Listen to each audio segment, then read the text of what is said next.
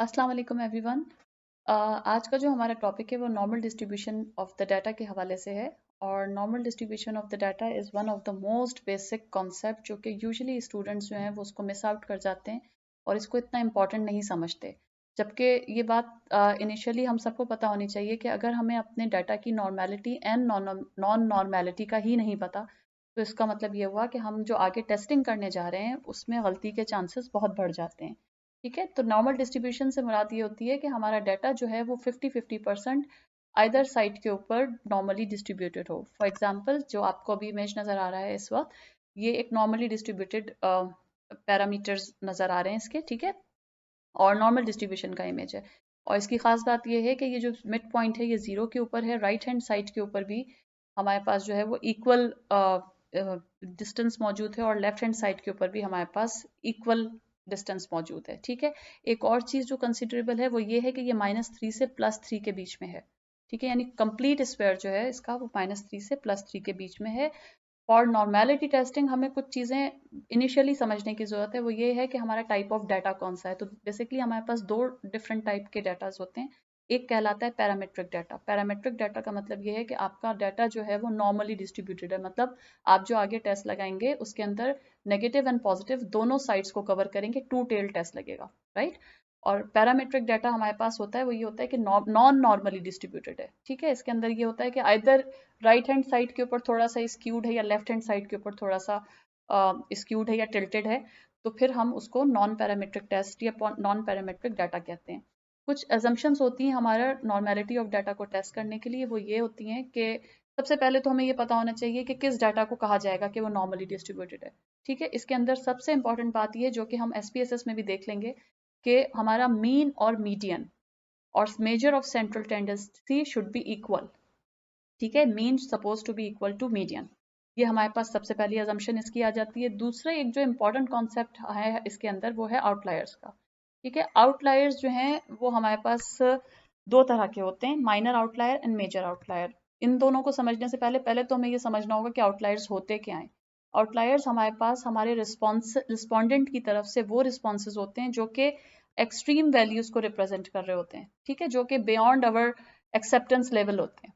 ठीक, जैसे for example इसको इस तरह से समझें आप कि लेट्स सपोज कि अगर मैंने क्राइटेरिया ये बनाया था कि 20 से 50 के बीच के अंदर जितने भी रिस्पॉन्सेज आएंगे, ठीक है, वो एक्सेप्टेबल रेंज है मेरे पास ना डाटा या हाइपोथेसिस को एक्सेप्ट करने की।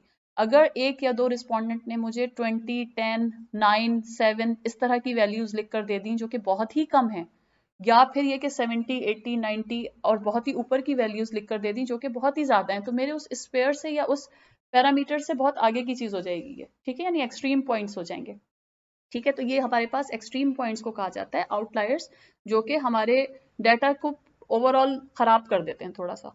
ठीक है, माइनर आउटलायर्स जो हैं वो जीरो से रिप्रेजेंट हो रहे होते हैं और मेजर आउटलायर्स जो हैं वो स्टेरिक से रिप्रेजेंट हो रहे होते हैं। ये आपके पास एक छोटी सी ग्राफिकल रिप्रेजेंटेशन है कि किस तरीके से हमारे पास आउटलायर्स जो हैं वो दिख रहे होते हैं। कि एक लीनियर लाइन है जो कि अपवर्ड रेड कलर की जो आपको नजर आ रही है, और इसके अंदर जो स्मॉल सर्कल हैं जो कि बहुत ही क्लोज हैं हमारे लाइन से, वो हमारे पास कहलाते हैं माइनर आउटलायर्स। ठीक है, जबकि यहाँ पर एक जो सर्कल दिया हुआ है जो कि बिल्कुल ही एक्सट्रीम लेवल के ऊपर है, या दूसरी साइड पर जो सर्कल दिया हुआ है जो कि बिल्कुल ही नीचे की तरफ है, जो कि जिसका लाइन से कोई ताल्लुक ही नहीं है, लीनियर रिलेशन से कोई ताल्लुक ही नहीं है, वो हमारे पास आउटलायर्स रिप्रेजेंट कर रहे हैं। यहाँ पर सर्कल से ही शो हुआ हुआ है लेकिन SPSS में ये स्टेरिक से शो होगा। ठीक है, SPSS के अंदर जो हम नॉर्मेलिटी टेस्टिंग के लिए टेस्ट लगाते हैं वो कहलाता है शपीरो-विल्क टेस्ट ऑफ नॉर्मेलिटी। ठीक है, शपीरो-विल्क टेस्ट की दो अजम्पशन होती हैं जो कि थोड़ी सी डिफरेंट होती हैं नॉर्मल हाइपोथेसिस टेस्टिंग से। इस नॉर्मेलिटी डाटा के चेक करने के लिए हम जो अजम्पशंस बनाते हैं या जो हाइपोथेसिस बनाते हैं उसके अंदर ये होता है कि data will be considered as normal if no deviation is found. Means कि जो जितने भी आपके पॉइंट्स आ रहे हैं ना वो आपके लीनियर रिलेशनशिप के करीब करीब आ रहे हैं या तकरीबन उसी लाइन के ऊपर हैं। ठीक है, तो वो आपके पास कहलाएगा नॉर्मली डिस्ट्रीब्यूटेड डाटा, और यही हमारा H0 भी कहलाएगा। हमारा मकसद इसमें क्या होगा नॉर्मलिटी उसके अंदर, कि हमारा H0 अप्रूव हो जाए। ठीक है, ऐसा भी पॉसिबल है कि HA हो जाए, ऑल्टरनेट हो जाए। HA हमारे पास क्या कहलाता है कि data is not normally distributed if significant deviation is found. Means outliers अगर एक्सट्रीम लेवल पर हैं तो डाटा नॉट नॉर्मल है और नॉर्मली डिस्ट्रीब्यूटेड नहीं है। ठीक है। अच्छा, इसमें एक और चीज क्या है, हमारे पास कट ऑफ वैल्यू किस तरह से पता चलेगी कि if our values significant values are under 0.05 यानी 5% के अंदर अगर हमारे पास कुछ रिजल्ट आ रहे हैं सिग्निफिकेंस के, तो वो हमारा जो है नॉर्मली डिस्ट्रीब्यूटेड डाटा कहलाएगा। और अगर 0.05 से ज्यादा वैल्यू आ रही है सिग्निफिकेंस की हमारे पास, ठीक है, तो वो हमारे पास नॉट नॉर्मल डाटा कहलाएगा। ठीक है। अच्छा, एक और चीज जो इसमें बड़ी इंपॉर्टेंट है वो ये है कि हमारे पास नॉर्मेलिटी टेस्ट जो है वो अप्लीकेबल होते हैं जस्ट स्केल वेरिएबल के ऊपर।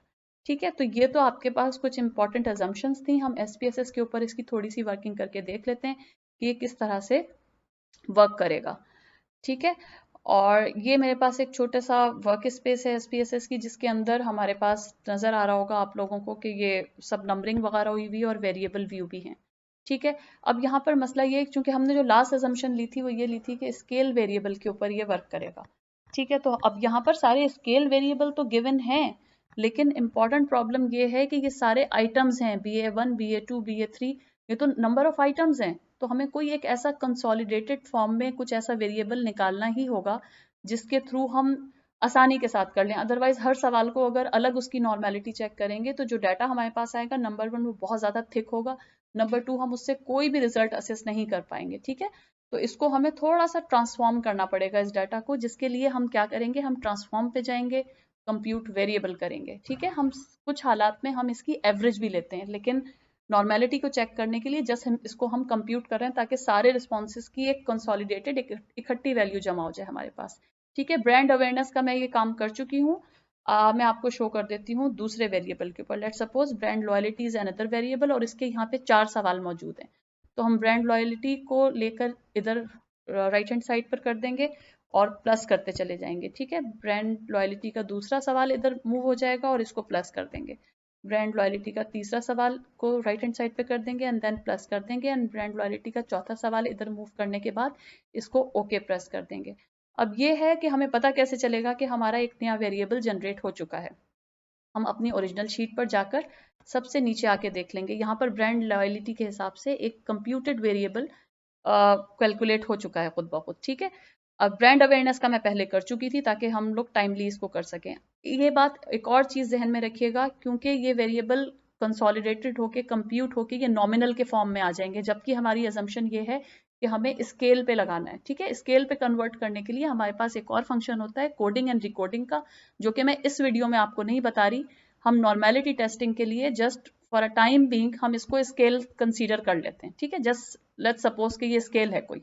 ठीक है, और फिर रिकॉर्डिंग कैसे करते हैं फिर नेक्स्ट वीडियो में बताऊंगी। हमने इसको स्केल पे मूव किया and then go to analyse. अब हम कर रहे हैं नॉर्मेलिटी को चेक।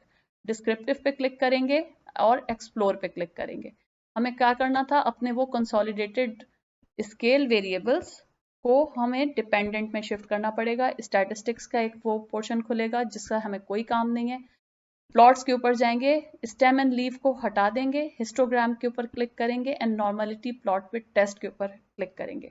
ये हम इसलिए करेंगे कि स्केल वेरिएबल के लिए ग्राफिकल रिप्रेजेंटेशन में हिस्टोग्राम बहुत अच्छे तरीके से वर्क करता है। और नॉर्मेलिटी प्लॉट्स विद टेस्ट जो है उस पर क्लिक करने के बाद कंटिन्यू करेंगे और ओके कर देंगे। जब हम ओके कर देंगे तो हमारे पास एक रिजल्ट खुद ब खुद ही निकल कर आ जाएगा, जो कि मैं इसको आपको अभी इसी वीडियो के पार्ट 2 के अंदर बताती हूँ कि ये किस तरीके से वर्क